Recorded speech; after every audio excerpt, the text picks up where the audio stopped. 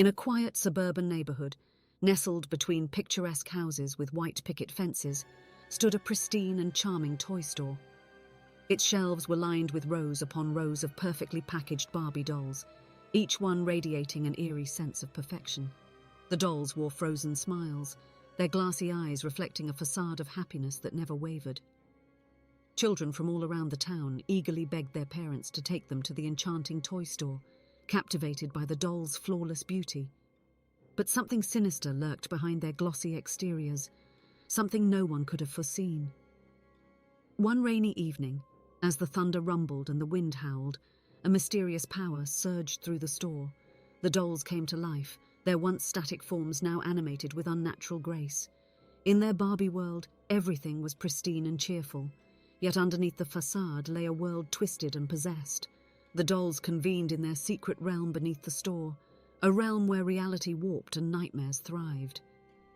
In the heart of this hidden world stood main Barbie doll, a queen who held dominion over their twisted paradise.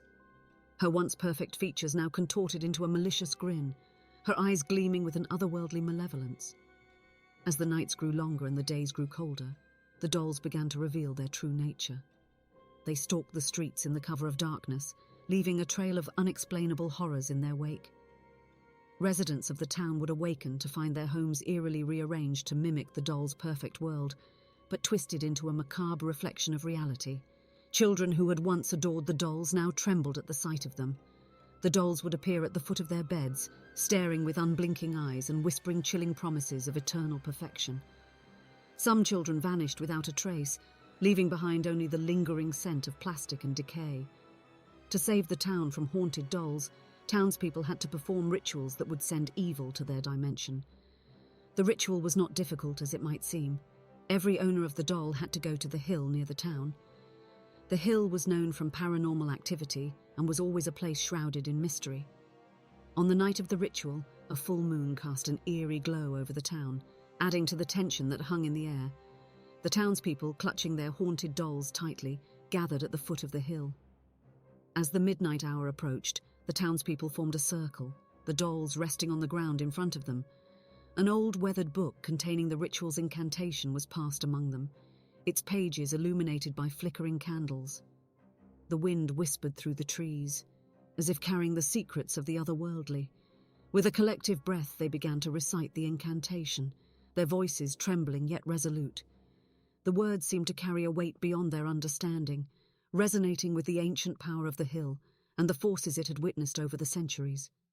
With a final, determined shout, the townspeople released the dolls, propelling them into the heart of the vortex. The dolls were engulfed by the swirling maelstrom, and a blinding light consumed the hilltop. For a few heart-stopping moments, the air seemed to hold its breath, and then, in an instant, the vortex collapsed in on itself, vanishing as swiftly as it had appeared, and people were free from evil.